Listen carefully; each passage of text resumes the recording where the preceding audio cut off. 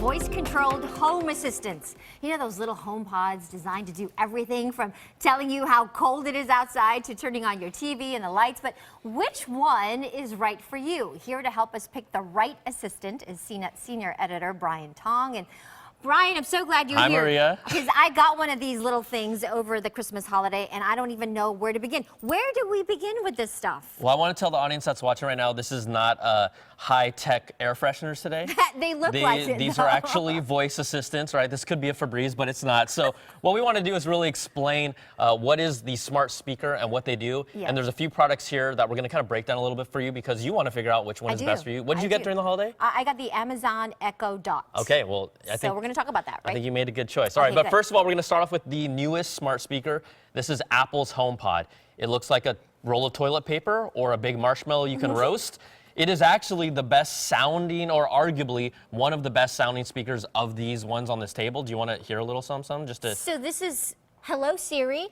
Well, she's going to say hi to you. Say, Siri, play Stir Fry from Migos. See if you like this. I couldn't find Stir Fry from Migos on Apple Music or in your library. It's probably because I stuttered. Anyways. Siri, how do I look today? Hey Siri, how do I look today? Based on your above-average corporeal thermal dissipation, I'd say you're rather hot. We didn't have to ask that. But why does she not answer me? She's more partial to you. She's being moody. So the thing, even though we weren't able to show right now, Siri overall these has the best sound. It's a little more bassy. It's a little more full. But if you're talking about brains, this might be the beauty, but it's probably the least smart of all these speakers. That surprises me. This is the Apple product. Okay, so this one is the one that's pretty good. Yeah, this is Google's Home and the Google Home Mini. These are two. This is kind of like a smaller version of the Google Home.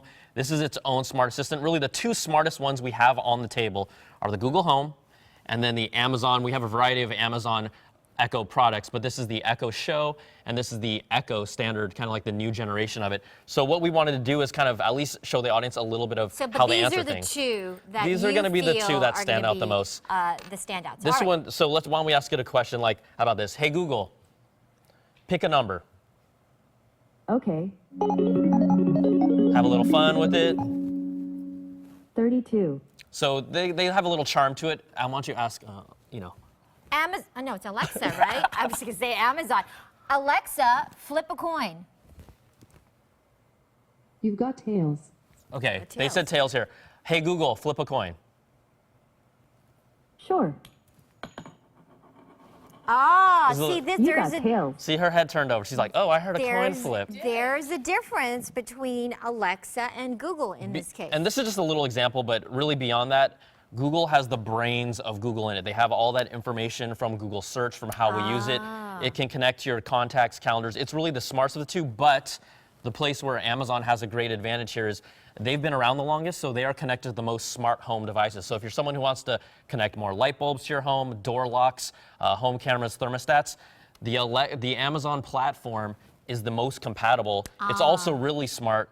Google Home is really, these two are neck and neck. The HomePod is, honestly, it's kind of like over here on this side. With Apple. So it's between, can I have an Apple computer, an iPhone, and still have Alexa and Google be part of my home system? You absolutely can. On the flip side, the HomePod really only works if you have an iPhone.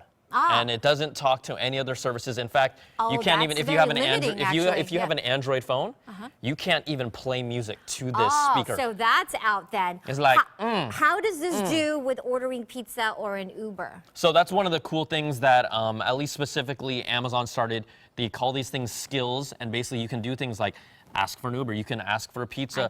Google is catching up, but that's also another advantage of how it's really plugged in and really doing the things that you want to do. So you just need one of these. Okay, now there's one lone item on the table here. This is the Sonos One. Why we wanted to bring this out, this is probably kind of like the best of both worlds. It has arguably, you know, depending on who you ask, one of the best sounds of all these speakers. Here's the thing, HomePod is $349.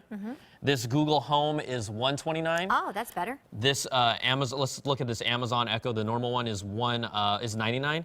Right here, this is $199, so it's kind of like a little higher than the entry-level guys. But if you buy 2 of these right now, you can get 2 of these stereo sound for the same price as a HomePod.